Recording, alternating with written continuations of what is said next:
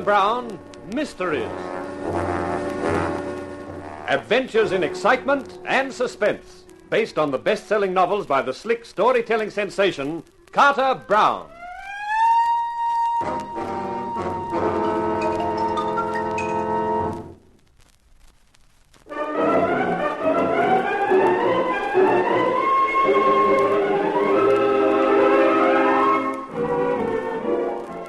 How do you do, ladies and gentlemen?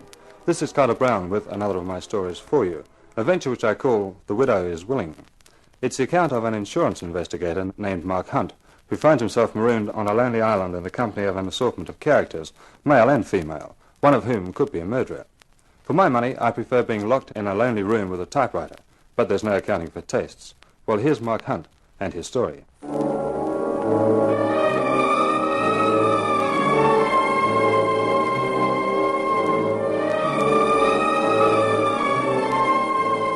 When you get to the edge of the world, there's a river, and in the middle of the river is an island. That's where the Goldbrights live. It was a raw night which made you think of vampires and things that go eek in the night. There was a moon with low clouds scudding across it. I'd given the old character who owned a boat $5 to row me across. He pulled at the oars, and I watched the solitary light on the island getting gradually larger. Nearly there. Yeah. Goldbright's been living on that island long. He and his father before him and his father before that. Yeah, what did his father before that do? To get banished, I mean. That's some sort of Yankee joke? Sort of. How did they get to the mainland? They got a launch. You should have let them know you were coming and they descended. Not for me, they wouldn't. They ain't expecting you, huh? That's right. Too bad about Henry Goldbright dying like that. Uh-huh. Stepped over the balcony outside his bedroom and ended up on the stone jetty, 50 feet below, they say. Uh-huh. The Goldbrights get on all right? Together, I mean. Uh-huh. Yeah, talkative, aren't you? We're here. Yeah. You go up them steps and then on up to the house. Yeah. Well, thanks a lot. If I want to get back to the mainland again in maybe an hour's time, will you be around? Around World's End at night, you must be crazy, mister. Why? You stay here long enough, you find out. Not a place to be by yourself, not at night. That's your bag. Goodbye. The old guy pulled away and was lost in the night. I picked up my case and started up the steps which led to the path which led to the house. A gaunt, gray building. World's End. I thought the name was appropriate. As I pulled the bell rope, I wondered what Mrs. Goldbright would be like. Fragile, white-haired, with a quavering voice? Or more probably tough and hard and thin-lipped? Yes? This, I presume, was Mrs. Goldbright. She wore 15 denier nylons, black. She wore a form-fitting dress, black. And since she was a blonde, the black did things for her. And for me. She may have been a widow, but she was also a wow. Yes, what do you want? Mrs. Goldbright? Yes, I'm Mrs. Goldbright. My name is Hunt, Mark Hunt, from Excelsior Insurance Incorporated. Yes? I'm sorry to worry you at a time like this, but your husband had a policy with us for $50,000. You're very prompt in paying your policies? It's not quite like that, Mrs. Goldbright. I'm an insurance investigator. When a big claim like this comes along, the company naturally investigates it before they pay. Perhaps you'd better come inside, Mr. Hunt. It's not very comfortable here on the doorstep. I don't quite understand the need for any investigation, Mr. Hunt. Mrs. Goldbright, your husband died 2 days ago. He was insured for a large sum of money. Therefore, the company has to be sure there's been no foul play. You mean they want to be sure my husband died of natural causes and wasn't murdered? You could put it that way, I suppose. The police are satisfied he died of natural causes? That's half the battle. The other half being to convince you, I suppose. Well... I think the best thing you can do is stay here, Mr. Hunt, at World's End, until you've completed your investigation. That's very kind of you. Not at all. It would be impossible for you to work from the mainland, and the sooner it's finished, the happier both of us will be. Of course. You better come and meet the others. Then we'll have dinner. This way, Mr. Hunt. They're all in the living room. She led the way down the cold, stone-paved hallway into a large room with polished wood floors, which contained 5 people. 4 men and a woman. Just a moment, everybody. I want you to meet Mark Hunt. He's an insurance investigator. This is my brother-in-law, Clem Goldbright. Hello. Clem was about 30 or so, dark, slim, dissipated, crooked grin and a sneer in the eyes. This is John Cross, an old friend. Hi there. Cross was rugged, looked the good-natured college athlete type. Roger and Mavis Beavis. How do you do? Hello. Beavis was fat and 40, rimless glasses, a successful businessman. Mavis was a redhead with a ravishing figure. Every time my husband looked at her, he got a stupid look on his face. I didn't blame him. And this is Michael Degrescu. Delighted, Mr. Hunt. Degrescu had a foreign accent. The name was Romanian. He looked smooth and suave and probably shrewd. Well, now that you've all met, I'll do something about drinks. An insurance investigator, eh, Hunt? Checking on my brother's death? It's just routine, Mr. Goldbright, with any large claim. In other words, it's a case of did he fall or was he pushed? Clem, that's no way to talk in front of Lila. Why not? She probably gave 3 cheers when she found him on the jetty. We all know their marriage was a mistake. She made the mistake. She married him because she thought he'd spend all his money on her, and he didn't. Clem always puts things so beautifully. Here's your drink, Mr. Hunt. One of these days you'll get a crack on that jaw for talking like that. Such a rugged character, our Mr. Cross. The guy who never got past college, physically or mentally. Please, that's enough. Mr. Hunt will think we're a bunch of lunatics. It must be an interesting career, Mr. Hunt, being an insurance investigator. It's just a job, Mrs. Beavis. Pretty ordinary most times. Sounds rather sordid to me. At least it's a job, Clem. Something you wouldn't know anything about. We each take life as we find it, Mavis. Me with my brains, you with your looks. Now, look here, Clem. Mavis married you for your dough, Roger boy. And we all know why you married Mavis. That's the gong for dinner.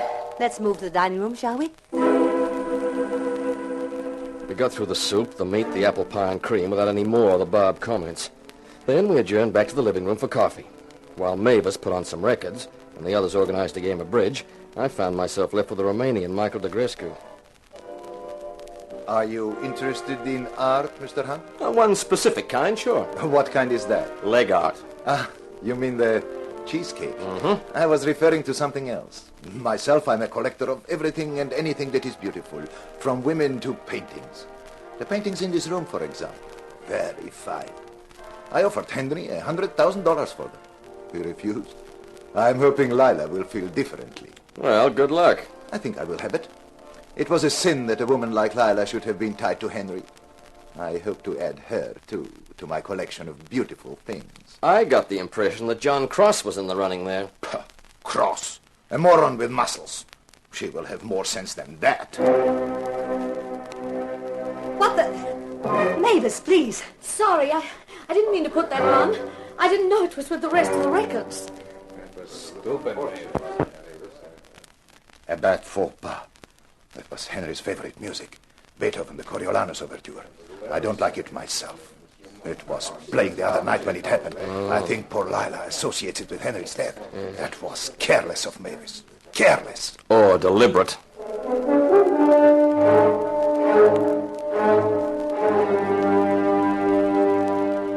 Everyone went to bed around 11. The room I'd been given was upstairs, overlooking the water. A sheer drop of 50 feet. It had started to rain, lashing against the window as though it was trying to break in.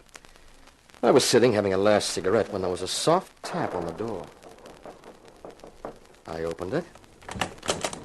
Mrs. Goldbright stood there. I couldn't help thinking that Goldbright was a good description of her hair. Could I talk to you for a moment, Mr. Hunt? Sure, come in. Cigarette? Thank you.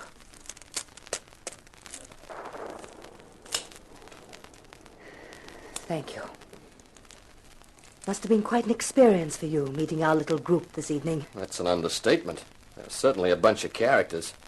Clem was quite right, you know. The burning question is, did he fall or was he pushed? I'd like to know the answer to that myself. Where were you when it happened? In my room. Henry and I had separate rooms.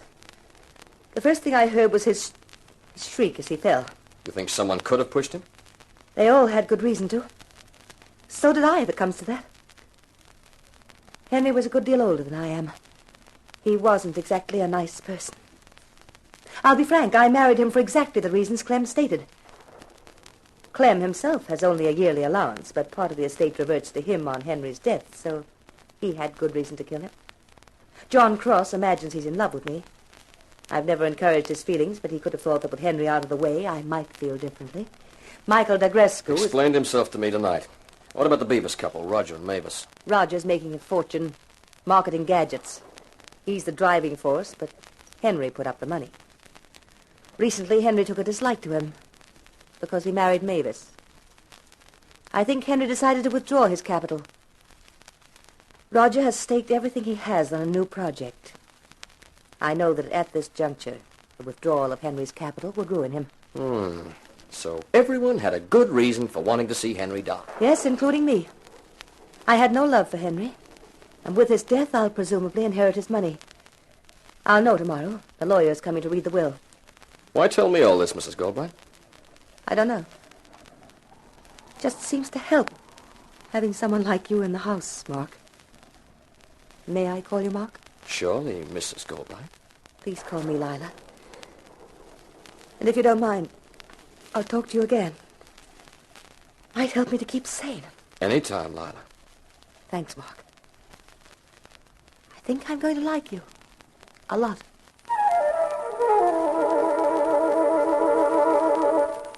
She left, and I turned in. To the accompaniment of the wind and the rain beating against the house, I fell asleep.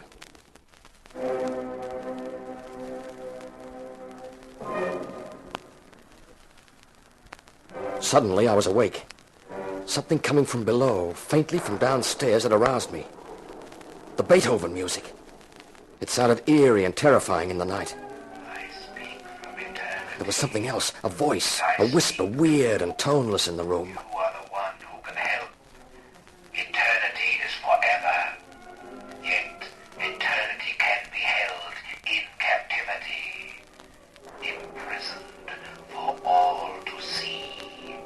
The second that plunged me into eternity, held forever.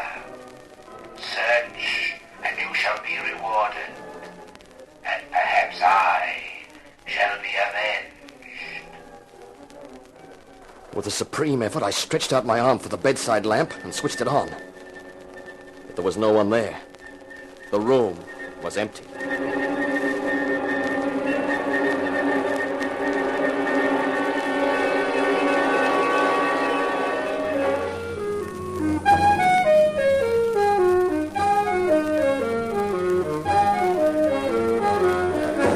Carter Brown, Mysteries.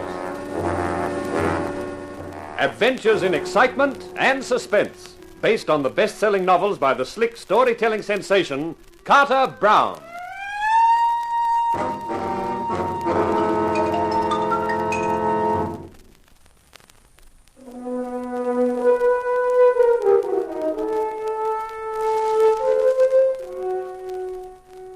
Have you ever woken up in a bedroom in the middle of the night and heard a weird whispering voice, switched on the light, and found the room empty? Around the office of Excelsior Insurance Incorporated, I was considered a pretty tough investigator. Mark Hunt, the guy with a marble heart. But I didn't get much sleep the rest of the night, in that empty room in the gaunt, Goldbright house, with the rain sheets whipping viciously against the window and the wind whining outside the walls.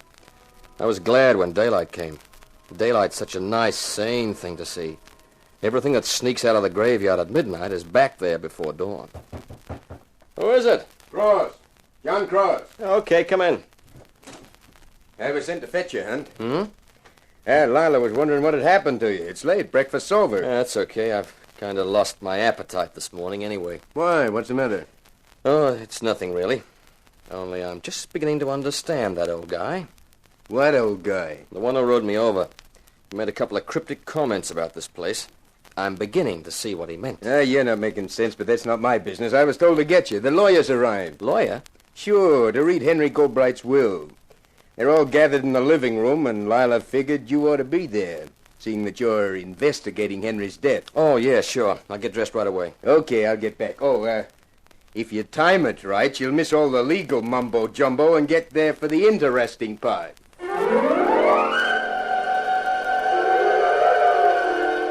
John Cross was right.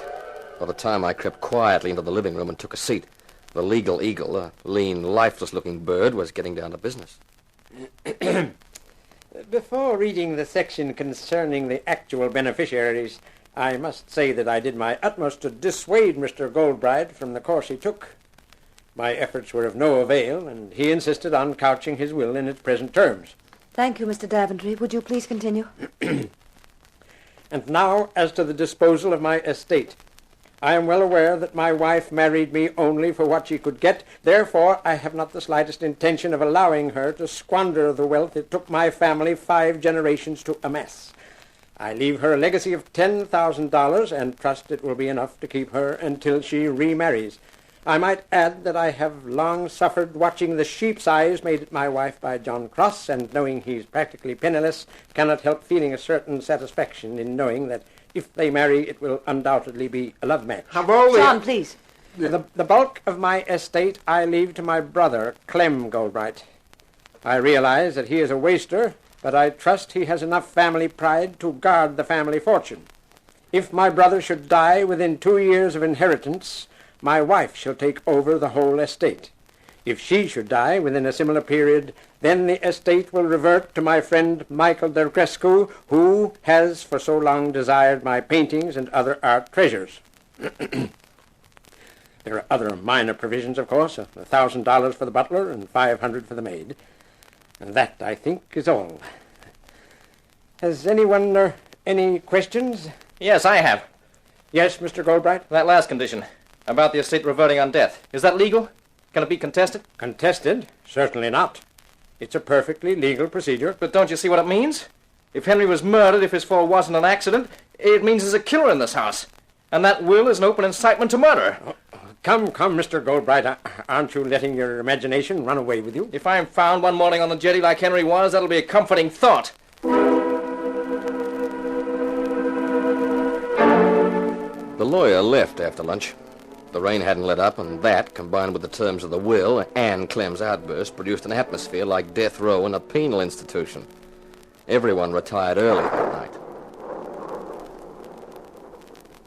I was back in my bedroom, and I was wishing it was someplace else, because the room kept reminding me of that whispering voice in the night.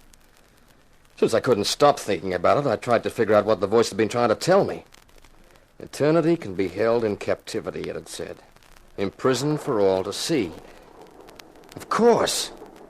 It meant a camera. If someone had taken a photograph as Henry plunged to his death, that was it. The voice meant that somewhere there was a negative that proved whether Henry fell or was pushed. Who's that? It's me, Lila. Oh, come in. I brought a bottle and 2 glasses. Lila, that's an inspiration. That's what I thought. Here, you do the pouring. Mm-hmm. It's been such a dreadful day. I won't argue with that. I just couldn't stand being by myself. Well, now you're not. Now, here's your drink. Thanks. You know, it's funny, isn't it? Sure. What? That will. When I think of all the time I've been here in this ghastly place, of all the time I endured Henry, what do I get as a reward? $10,000. Henry seems to have been an eccentric character. Henry was a heel, pure and simple. But don't let's talk about him. Okay. What will we talk about? You. You and me. It sounds an interesting subject. I like you, Mark. You're my idea of a man. I haven't known a real man these last few years. Is that a very awful thing to say? Let me think about it. No, I don't think it is. I'm glad. I wouldn't like you to think I'm awful. I think you're beautiful. Mark, the lights. They've gone out. Yeah. Mark! In the doorway. That figure. It's Henry! As Lila's body collapsed to the floor, every hair on my head stood on end. In the doorway, bathed in an unearthly light, was the figure of a man with gray hair and a gray mustache. I grabbed for my gun. The figure was in front of me, but the laugh came from behind me. I whirled round, and when I turned back for the door, the figure was gone. I was heading for the door when I heard the voice again in the darkness. Now, do you believe? Will you listen when I tell you that the secret of my death is held for all time, imprisoned in emotion, waiting to be found? Seek, and you shall discover. Then suddenly the music stopped and the lights came on. I looked at my gun and then at Lila on the floor. As I picked her up and placed her on the bed, she stirred. Mark. Oh, it's okay, Lila, it's okay. Did you see him? I saw something. It was Henry, back from the dead. Even from beyond the grave, he won't leave me in peace. I don't think it was Henry. I fired at whatever it was, but my gun was empty. Someone's removed the clip.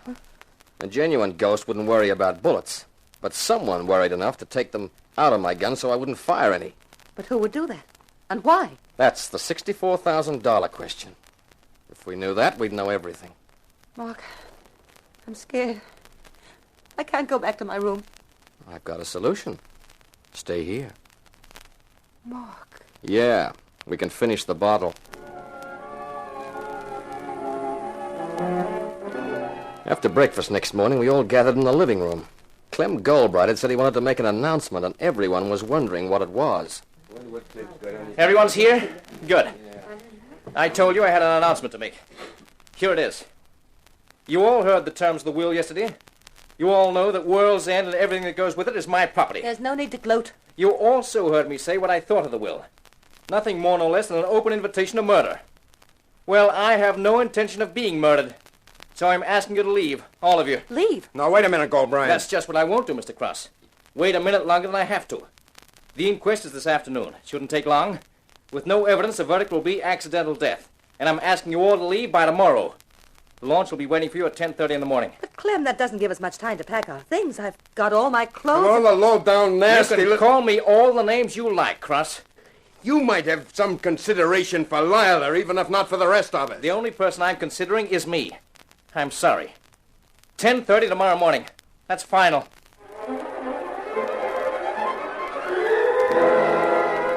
I watched him stride out of the room, and I thought that boy was really scared. I got away from the rest of them and decided to take a walk around the island. The rain had stopped, but the sky was still lead gray, promising more. After I'd been out for about an hour and was heading back towards the house, I came on the figure of a woman. And what a figure. And what she was holding pulled me up short. Well, hello there. Hello yourself. Nice to get some fresh air, huh? Yeah. What's the camera for? You one of those photograph fiends? Just a hobby. I wouldn't have thought that you'd go in for photography. You're quite a surprising girl, Mavis. Am I? One of the tragedies of my life is having a husband who's old enough to be jealous, but too old to be interesting. You look young enough to be interesting, Mark. Well, thanks. What did you do before you acquired your husband? Used to work in burlesque. You like it? Some of it. The time I worked with a magician, that was fun. Until his wife woke up to him. Tell me, Mavis, did you think Henry Goldbright was murdered? I wouldn't know and I wouldn't care. I never liked him and he never liked me. How much is the policy you'll have to pay on him? $50,000. Wow, that's a lot of hay. Sure is. And it depends whether he fell or whether he was pushed. That's right. Supposing someone gave you proof that he was pushed, would you pay them anything? Of course. 20%'s the usual rate. $10,000. That's not bad. Thinking of claiming it, Mavis? Maybe you've got some proof, like a photograph or something? A photograph of what? Henry coming down with a view of the balcony behind him and maybe somebody standing on the balcony? That's ridiculous. Is it? Whatever gave you an idea like that? It was just something that came to me in the night. The inquest, as Clem Goldbright had prophesied, was straightforward and to the point. Verdict, accidental death, which meant we'd have to pay on the policy. It was late by the time I got back to World's End, and after dinner everybody got busy with their packing in preparation for departure in the morning. I took some liquor up to my room and locked the door. I didn't want any visitors, supernatural or seductive. Half a bottle later, I was asleep. But I wasn't destined for an undisturbed night. I grabbed my gun and made for the door. Mark, did you hear it too? Hear it. It'll haunt my It dreams. sounded as though we're outside. The balcony. Come on. Oh, Mark, do you think... I don't know what I think. There's the balcony. Lila, don't come near. Cross, what is it? I heard the scream. I came out and looked down. Now, keep away, Lila. Why? Why, John? Because there's a body on the jetty. A body. Who is it, Cross? Take a look for yourself. Can you see? Yeah, the moonlight's shining full on it. That's Clem Goldbright.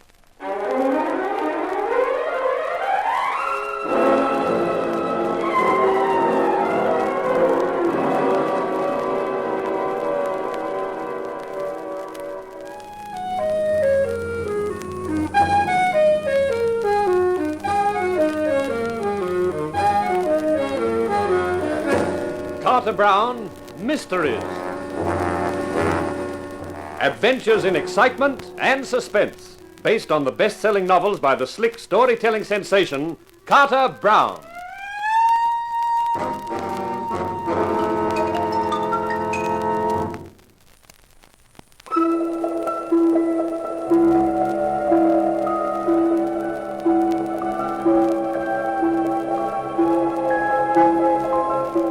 Have you ever sat in the living room with a group of people after an announcement that one of them was a murderer? It's not the most soothing sensation. To reassure myself, I reminded me that I was Mark Hunt, insurance investigator, and what else could I expect if I insisted on investigating insurance? But it didn't help much. The rest of them, Lila Goldbright, Roger Beavis and his wife Mavis, the Romanian Degrescu, and the hunk of beefcake, John Cross, sat in a silence that was louder than screaming. Finally, Degrescu got to his feet. It is no use sitting here like dummies. The police must be fetched. I shall get the launch and go. Now, wait a minute. Wait for what, Mr. Hunt? I thought we decided the butler should fetch the police. We did not decide. You did. Makes sense, doesn't it? If one of us goes, he or she might not come back. Do you insinuate that I'm insinuating nothing. I just think it's better that all of us stay on the island. I think he's right, Degrescu. But I do not cross. Who is he to order anyone around? Never mind that. The butler goes and you stay. I shall be back in about an hour. I'm sorry, pal. You won't be back because you're not leaving. Take your hand from my arm. I was expecting that. Oh, if you want a fight, I'm happy to oblige. Michael! Stop them, Roger! There's no need, Mavis. Just for good luck. Now, Beavis, would you like to get the butler and send him for the police? All right, Hunt. But I don't think you should have hit him. What else was I supposed to do? Stand still and make like a punching bag? Go on, Roger. Do as he says. Very well. We'd better get the police here before everything degenerates into a wholesale brawl. Lila, suppose you and Mavis do something about coffee. That's a good idea. Come on, Lila. All right, but what are you going to do about Michael? Let him sleep it off on the floor. That was quite a nice piece of work, Hunt. Where'd you learn to fight like that? Special Service Division. Yeah, so was I, 9th. Oh, Europe, huh? I was with the 12th, in the Pacific all the time. Yeah. Degrescu had it coming. Poor Clem was right. That will was a direct invite to murder. And the thing that worries me is Lila. Because of what she said, you mean? About being suspected of it? No. Because she'll be next on the list. Next on... Of course. She inherits, and that makes Degrescu suspect number 1. Oh. He's coming too. What? I will remember that, Hunt. Well, that's okay. Add it to your other treasures. The coffee's just about ready. Lila's bringing it in. Oh, great. Oh, I left my cigarettes in my room. Keep the coffee hot for me.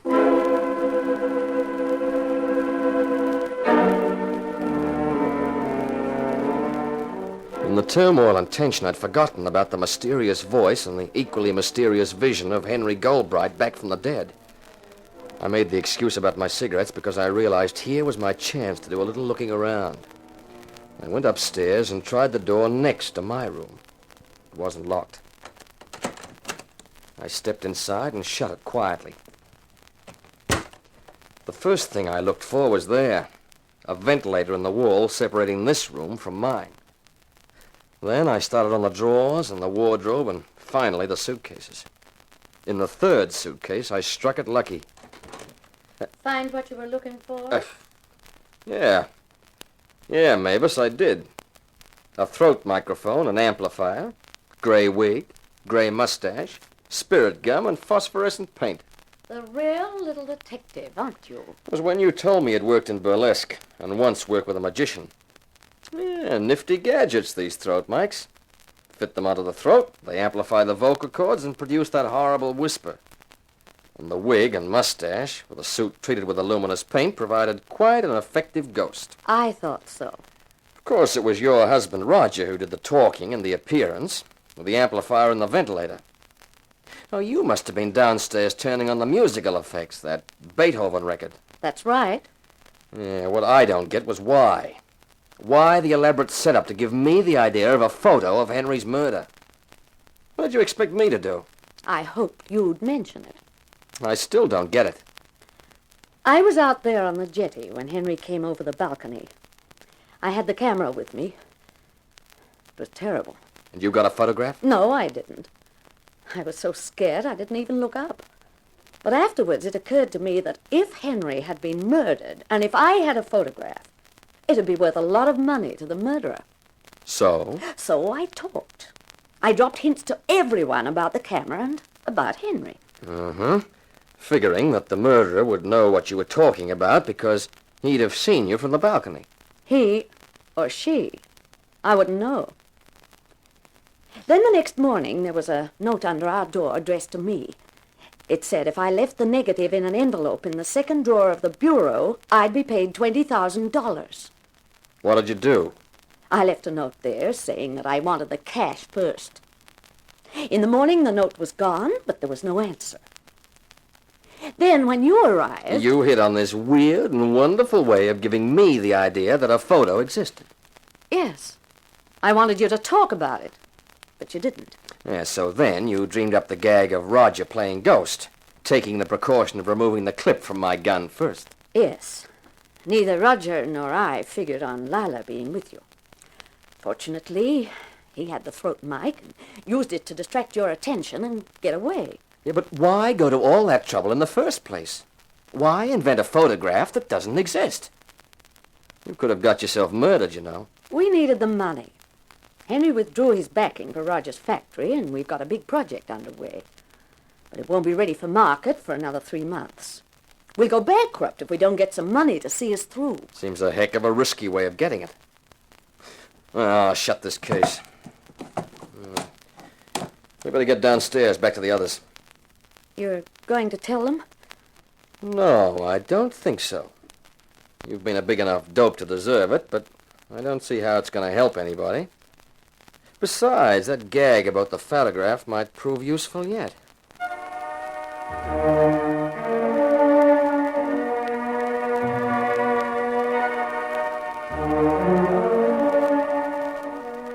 There was a gray dawn breaking outside, and the rain had come back. I figured that the police had brought it with them. The local lieutenant, a short, stocky guy named Wilder, who obviously considered me an amateur and a nuisance, started asking questions. He didn't stop for 2 hours, getting nowhere and covering the same ground so many times that everybody was sick and tired of it. Everybody except Wilder, that is. He was the original persevering kid. It's a conspiracy. Here's Clem Goldbright lying dead on the jetty, just like his brother. And what do I get? Nothing but dumb looks and even dumber answers. Some of you must know something about it. One of you, at least, is a murderer. Maybe more than one. Maybe all of you are in a conspiracy. Now, why don't you talk some sense, Lieutenant? I'm fed up to here with all the yakety-yak. I want to get to bed. Don't you talk to me like that, Hunt, or I'll toss you in a cell and I'll break you with that insurance company. Oh, nuts. Much as I dislike to agree with Hunt, he is quite right. You have asked all your questions, Lieutenant, many times. I suggest you let us get some rest now. We shall all be here. There is no way to leave the island except by launch. So you can question us later if you wish. All right. But don't think you're going to get away with this, any of you. I haven't started on you yet. Lieutenant, you kill me. With repetition. We'll take Clem Goldbright's body back to the mainland, and we'll take your launch too, Mrs. Goldbright. But, Lieutenant... Sorry, ma'am, but that way I can make sure you all stay here. Pleasant dreams. Pleasant dreams? Is he kidding? There's a guy with a gruesome sense of humor. He'll be leaving one of his men on guard here, surely. He didn't mention it. But we're marooned on the island now, and there's a murderer among us. Roger, don't keep saying that. I haven't said it before, my dear. Well, everybody else has, and I don't like it. I agree. It is not a cheerful thought. It's about as cheerful as a wet Sunday in an igloo. Personally, I think we all ought to hit the hay and get some sleep. Sleep? I don't think I'll ever sleep again. Now, take it easy, Lila, honey. Come on, Roger and I'll take you upstairs. Yes, of course. Along, my dear. You'll see that you're all right. Thank you, Roger. You too, Mavis. You're sweet. Hunt, Cross, you're not letting her go with them? Why not? What if one of them is the killer? Lila is in danger. I will go after them. They will not try anything if I am there. Hey, now. Oh, let him go, Cross. Are you crazy? I'm not supposed to have any brains, but the identity of the murderer sticks out a mile to me. DeGrescu? Sure. He's got that collector's kink. He wants those paintings, and he doesn't care how he gets them. And with Clem dead, there's only Lila standing in his way. Now, come on. Don't bust your blood vessels. If DeGrescu's the killer, he won't dare try anything with Roger and Mavis there. If it's either of them, he's there. What if the Beaverses are in it together? Well, you can stay if you like. But if I catch that DeGrescu anywhere near Lila's room, I won't be responsible for what happens to him. I was left alone in the living room. I had a last cigarette and a last drink and listened for any uproar from upstairs. But there wasn't a sound.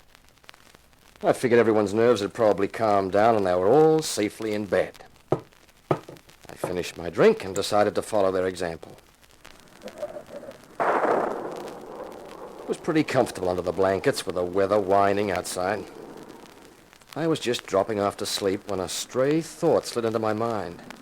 A thought so obvious that I could have kicked myself for not remembering it before. It concerned the non-existent photograph that the Beaverses had dreamed up. Only Roger and Mavis and I really knew that the photograph didn't exist. As far as the others were concerned, it could be real. I turned over on my back and reached for a cigarette and started to think of what use I could make of that when something was added to the music of the weather. It was the Beethoven music. I leapt out of bed, grabbed my gun, and had just reached the door when the sounds came. I yanked the door open, charged into the corridor, and cannoned into Cross. Lila. That was Lila. She was the next on the list, and the killer's got her.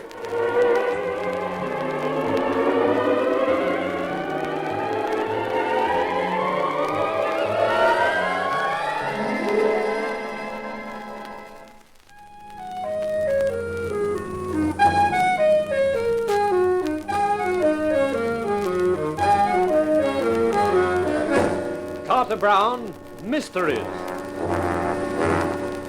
Adventures in excitement and suspense, based on the best-selling novels by the slick storytelling sensation, Carter Brown.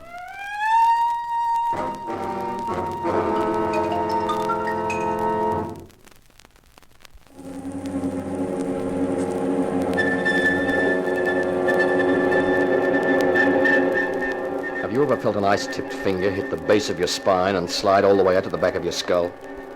That was how I felt when the 3 shots and the scream shattered the silence. In the insurance racket, they consider Mark Hunt a strong character. In the Goldbright house, I considered Mark Hunt a scared kid. Mark Hunt wasn't arguing with me. How could he? He's me. When John Cross grabbed my arm and yelled frantically that it was Lila who'd screamed, my heart was in my mouth, but my gun was in my hand. Cross and I ran for Lila's room. Lila. She's not moving. Don't go off half-cocked, Cross. Let's take a look. What has happened? I heard shots. And the scream! It sounded like Lila! Come on, quickly. The door's open. And is Lila... It's okay. She's still breathing. She's only fainted. Fainted? Then she has not been killed? Oh, thank heaven. But the shots. There were 3 of them. Yeah, and if you look at the wall over the bed, you'll see where they ended up. She had a very lucky escape. I'll kill him. I'll kill him! The question is, who is him? Yes, that is it. Who fired the shots? You have the nerve to ask that, you murdering swine. Wasn't your fault those bullets missed. I ought to take you apart with my bare hands, but I'm going to save you for the police, DeGrescu. You are raving. Stop it, both of you. Lila's moving. It's all right, honey. Everything's all right. What happened? It was dark. The door opened. I saw a gun. There were shots. It's all finished now, Lila, and you're safe. The shots missed. Did I scream? Did you scream? Baby, you made more noise than a hula girl huddled on an iceberg. I suggest we all go downstairs. I think there's safety in numbers tonight. An excellent idea. I would not fancy going back to my own room now. You don't have to worry. You wouldn't try to shoot yourself. More's the pity. Cut it out, Cross. Let's get downstairs, as Beaver says. Can you manage, Lila, honey? Yes, of course I can, John. I'll be all right now. Okay. Hey, you and Cross go first, Lila. Then Beavis and DeGrescu. I'll bring up the rear with Mavis. Hang on to my arm, Lila, darling. Thank you, John. I am glad to be behind Mr. Cross. With his crazy notions, I would rather not be in front of him. Well, it's no use looking to me for protection. I've Never been the physical type. You can say that again, kid. Never mind your disappointments, Mavis. Listen to me. What, Mark? When we get downstairs, anything I say about the photograph, you back me up. Why? What are you going to do? Set a little snare for the killer, that's all.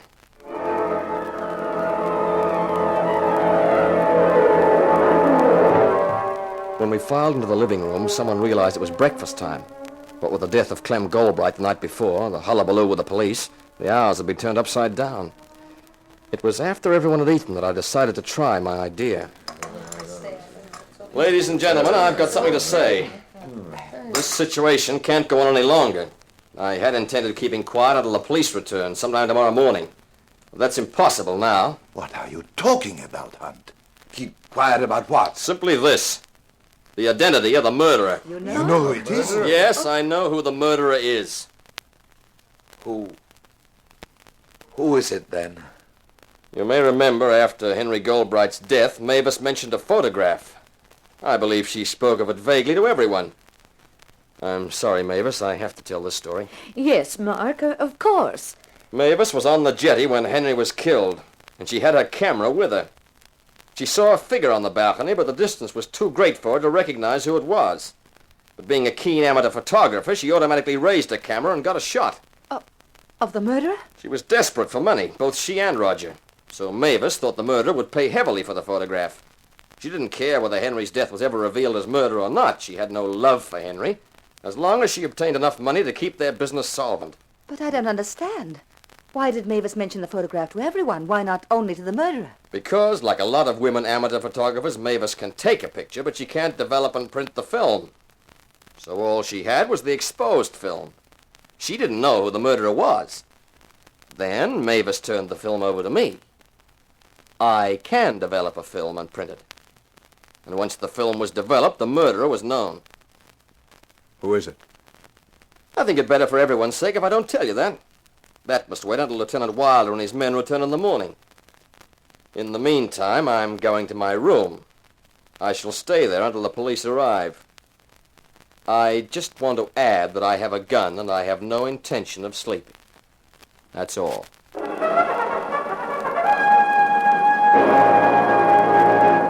And that was it. The trap set, baited, and ready to snap. I didn't really feel as confident as I sounded, but there's one thing I've always believed. If you're going to bluff, you might as well make it good. I left them looking amazed and wondering and went upstairs to my room. I checked my .32. This was no time to have a gun that was empty or was likely to jam. And then I settled down for the long wait. And a long wait it turned out to be. All through the rest of that day, I sat in my room and lit one cigarette after another and gazed at the view from my window. The sky changed from pearl to smoky to leaden gray. The water rippled and splashed and tumbled under the wind until darkness fell and I couldn't see anymore. I opened the window. Somewhere there was a faint glimmer of moon. That and the glow from my cigarette made the only light in my room. I wondered if I'd die from nicotine poisoning before I had a chance to find out who the murderer was. The strain was stinging at my nerves. Against the sound of the wind, I heard the murmur of voices as the occupants of World's End went to their rooms, to bed. All except one of them, I thought. And he or she would be waiting, as I was, till the house was completely still.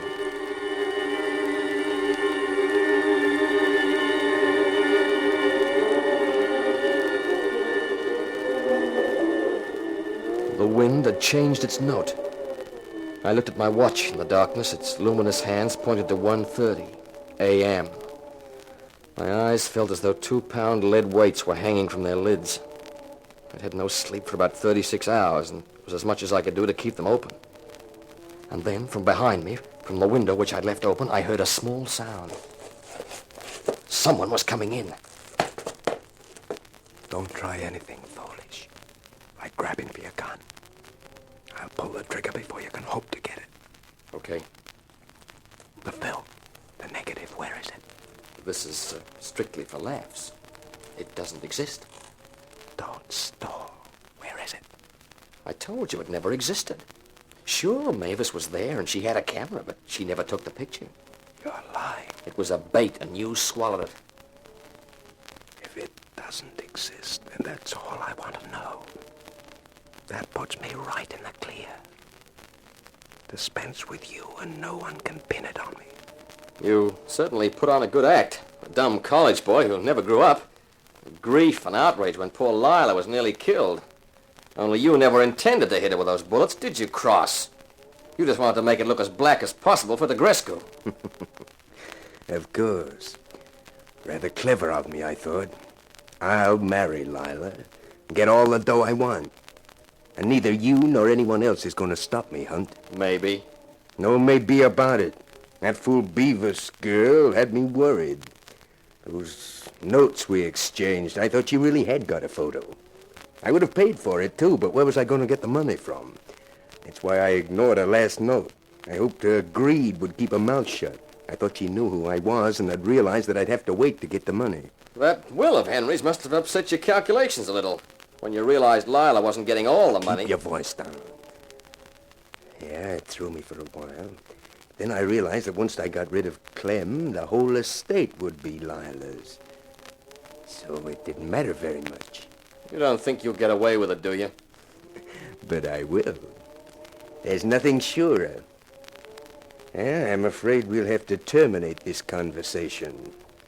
If you've any prayers, Hunt, say them now. Eternity is forever. What's that? The ghost of Henry Goldbright! There's one thing about ghost voices. Their timing's terrific. It's a trick and you won't get away with it. There's one advantage about sitting in a room all day. You get to know it so well that it doesn't matter when it gets dark. I'll get you. Yeah, that was your one chance. Too bad you missed. The window. I'll take you with me. Not if I can help it. You go to eternity. That's right!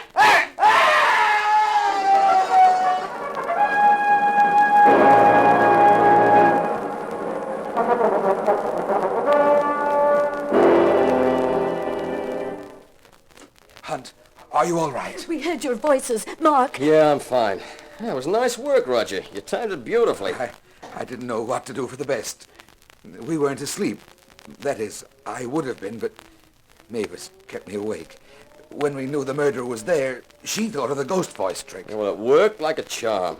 In fact, I hate to think where I'd be without it. In eternity, probably. Oh, I don't know what I'm laughing for. And believe me, I wasn't laughing at the time.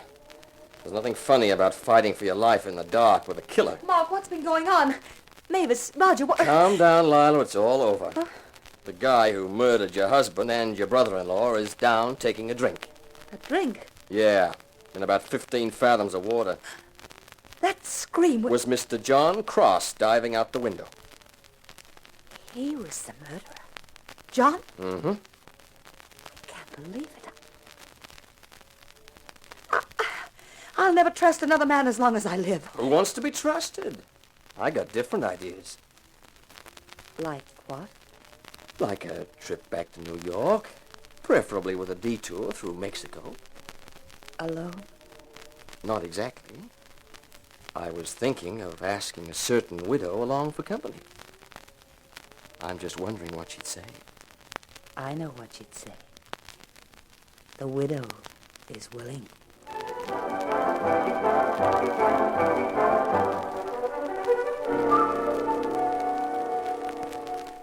This is Carter Brown.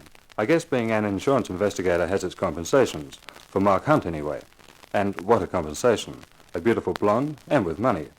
There's a blonde in my next book too, a story called Meet a Body, but it's not the blondes. It belongs to a little guy named Jacob Finney, and the character who meets it is my hero, Sebastian Shaw, a private detective. So this is Carter Brown saying, so long for now, be seeing you.